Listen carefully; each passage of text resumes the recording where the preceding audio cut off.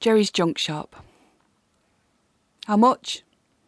Jerry rolled his ever-weary eyes at the young woman, who moments earlier had shambled into the shop and pointed almost aggressively towards his usually ignored window display. What? He grunted. How much for that? She asked again. Her right hand once again indicated in the display's direction, but this time seemed to point directly towards a black vinyl case and its contents.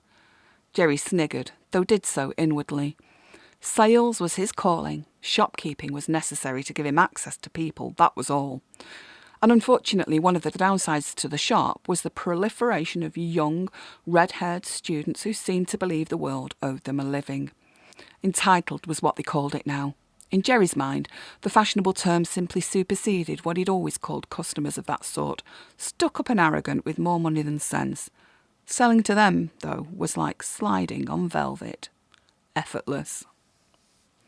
Yes, Jerry was old school and proud of his roots in the ring, on the pitch, and on the market's most hard-sell clothing stalls. But that was then. This was his reality now. Pulling himself back into the present moment, a task he found increasingly challenging given his advancement past middle years, Jerry forced a smile towards the potential customer. $4.50, he said, hastily scribbling those digits onto a price tag from the stash he kept hidden in his Fair Isle cardigan's right pocket. A bargain, he continued. It was owned by John Carrigan. Heard of him? The young woman shook her head and turned towards the window. I could do it for $4. Nice young lady like you probably has little uns to feed and that. She shook her head again. It's still far too expensive, she said. No, said Jerry, you won't get one cheaper. That's the going price for an oboe in as fine condition as this one. The girl breathed out fast and stifled her condescending laugh. No, mate, it's not a real oboe. It's only worth about 35 quid. I'll give you £23 for it. It's all I got.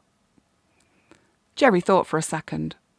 After all, it had been in the window for months, and any sale was better than none. No, that wasn't the way. Never surrender, Jerry, he told himself. Digging into his pocket for his glasses wasn't something that Jerry bothered to do much of in his everyday life. After all, he could see perfectly okay close up. Well, comparatively okay. He moved as close as he could get to the window display and to the compact black case. Next to it, he could just about see the ebony wood staff, prettily embellished with silver metal keys. If it wasn't an oboe, what was it? A small clarinet? An ancient style of woodwind saxophone? He pushed 2 boxes to one side for a better view. Sure, whatever it was came in the black vinyl case. Sure, it was long, thin, circular in cross-section and created from a dark-coloured wood, but maybe the girl was right. He nodded to himself. The thing was no more an oboe than it was a riderless horse. The young woman spoke again. 23's an okay price, even with the customisation. I know it's hand-painted, but it's really shabby and it's only a tiny thing. And even you can't get all that much call for pool cues done up to look like woodwind instruments. No, you're right, love. There isn't that much call. Not around here. £23, you said? Jerry pushed his glasses back over his head and the girl handed over her note and 3 coins before leaning into the window. With a smug smile, she removed what was in fact a fully functioning wood and metal oboe, complete with reed, case and cleaner, from Jerry's window display. And Jerry chuckled to himself. £23 for a lousy pool cue. He'd done well there. He hadn't lost his knack. 91 years old, blind in one eye and fogged in the other, and confined to a wheelchair, he still knew a good sell when he saw one. The shop door opened once more. That toy water pistol in the window, the young man said. I'll give you £5 for it, for my little lad. Jerry nodded, and the man took the genuine semi-automatic from the window display as Jerry pocketed the money, grinning happily. Days like this were few, but were beautiful in the extreme.